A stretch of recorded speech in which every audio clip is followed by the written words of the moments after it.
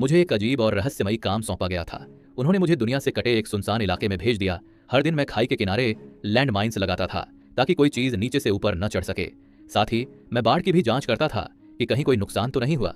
वह जगह बाहर से पूरी तरह वीरान लगती थी, लेकिन हर 500 मीटर पर भारी ऑटोमेटिक टर्रेट्स लगे हुए थे। मैं करीब 100 मीटर ऊंचे एक वॉच टावर में रहता था जो खाई के किनारे बिल्कुल अकेला खड़ा था। जाने से पहले एक अनुभवी सैनिक ने मुझे चेतावनी दी थी, कभी भी दूसरी तरफ रहने वालों से संपर्क मत करना। मैंने उससे पूछा कि खाई के नीचे क्या है, लेकिन उसने कोई जवाब नहीं दिया। उसने बस अपने हाथ में पकड़ा डेटोनेटर दबाया और एक बम गहराई में फेंक दिया। 15 सेकंड बाद नीचे से जोरदार धमाका गूंजा और उसके बाद दिल दहला देने वाली चीखें सुनाई दी। उसने कहा, उन्हें हॉलो वंस कहा जाता है। बस उसे इतना ही पता था। काम संभालने के बाद वह अकेला ही वहां से चला गया।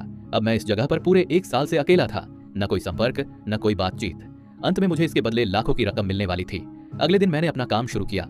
सुनने में यह खतरनाक लगता था, लेकिन ज्यादातर दिन यह एक सामान्य मेंटेनेंस जैसा ही लगता था। एक दोपहर मैंने यूं ही दूर दूसरे टावर की ओर देखने के लिए दूरबीन उठाई। तभी मैंने एक औरत को लकड़ी काटते हुए देखा। ऐसा लगा जैसे उसे एहसास हो गया हो कि मैं उसे देख रहा हूं। वह अचानक रुक गई और मेरी तरफ देखने लगी। मैं ठिठक गया। उस अनुभवी सैनिक की चेतावनी मेरे दिमाग में गूंज उठी, कभी किसी से संपर्क मत करना। उस रात गरजते बादलों की आवाज से मेरी नींद खुल गई।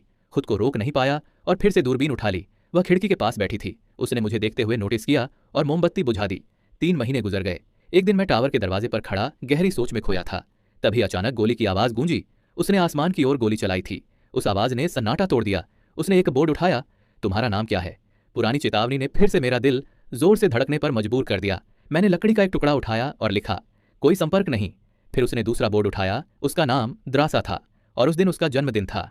मैंने अपना गिलास उठाया और चुपचाप उसे बधाई दी। उसने मुस्कुराकर जवाब दिया। पहली बार मुझे अकेलापन महसूस नहीं हुआ। हम इशारों और बोर्ड्स के जरिए बात करने लगे। 2 अकेली जिंदगियां धीरे धीरे एक दूसरे के करीब आने लगीं। फिर अचानक उसने नीचे की ओर इशारा किया। मैंने उसकी नजर का पीछा किया। खाई से काले साए ऊपर चढ़ रहे थे और वे अब बहुत करीब आ चुके थे। मैंने पहली बार उन डरावने जीवों को अपनी आंखों से देखा। बिना एक पल गंवाए मैंने लैंड माइन्स डिटोनेट कर दी। कुछ जीव धमाके से नीचे गिर गए, लेकिन और भी तेजी से ऊपर बढ़ते रहे। द्रासा ने अपना टर्रेट सक्रिय कर दिया। हम दोनों कंधे से कंधा मिलाकर लड़ने लगे। मशीन गन की गूंज से रात कांप उठी। उस रात हमने मिलकर उन सभी को वापस खाई में धकेल दिया। 2 वॉच टावर, एक साझा जंग।